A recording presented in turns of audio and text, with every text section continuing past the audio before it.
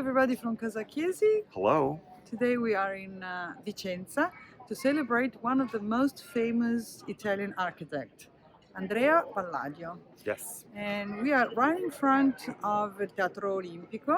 Which, brings back a lot of memories because when I finished architectural school in the 1980s, I came here with my German girlfriend at the time. Yeah, but this was ages ago. But it's memories, sweetheart. Yeah, but forget about the memories and Yeah. let's talk about today. So we're going to take you inside and show you this incredible place. We're now entering one of the 58 Italian UNESCO heritage sites, and since 1994, this, like many other Palladio projects, have been part of it in a fully deserved way. In his Italian journey, Goethe writes, "There is something divine in his project, since from reality and fiction he creates a third reality, fascinating in its fictitious existence." The project was inspired by the Roman theaters described by Vitruvius, and it's the oldest covered theater in the world. The interior simulates the outdoor setting of classical theaters, and the painted blue sky ceiling emphasizes this purpose. From the rectangular proscenium, 7 wooden perspective scenes branch off in a radial pattern, depicting the streets of Thebes, created by the architect and set designer Vincenzo Scamozzi for the inaugural opera, and which have survived intact till this day. Thanks to an optical effect, he created a unique perspective and a depth that in reality is only a few steps deep. The structure is completed by a semi-elliptical cavea with 13 steps, surmounted by an exedra with a colonnade.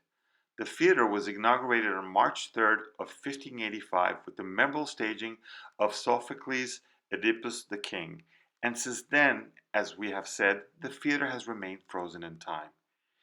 It should be noted that the Teatro Olimpico in Vicenza, with its impressive interiors, was built only using poor materials such as wood, plaster, and stucco.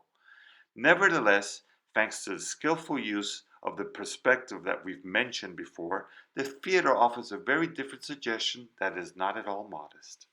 Part of its beauty is certainly due to the 95 decorative statues and the elegant elliptical shape of the cavea, which guarantees an excellent acoustics. The legend says that Scamozzi was jealous of Sir Palladio's genius and that he sold his project in England with the purpose of making them disappear from the Italian public's vision. But actually he obtained the opposite, and his ideas spread to the New World, to America. So we are at the end of our tour del Teatro Olimpico di Vicenza, which is quite impressive. It is very impressive.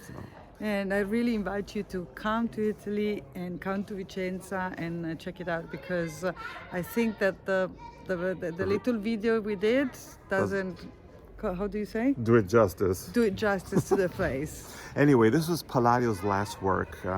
He did not see the completion of it. Yes, he died. When did he die?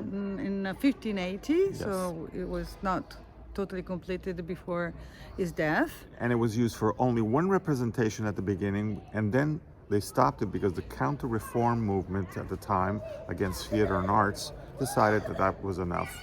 Only to be picked up back in the 18th century, very similar to what happened over in Parma. Sì, il Teatro Farnese was not stopped activity there for the same reason, but it was an enormous effort that kind of like lost in time. You should check out the article we have over at Casachiesi.com. Sign up for our newsletter. And that's it from us here in Vicenza. Hope you enjoyed our little video. See you next time. Ciao. Ciao.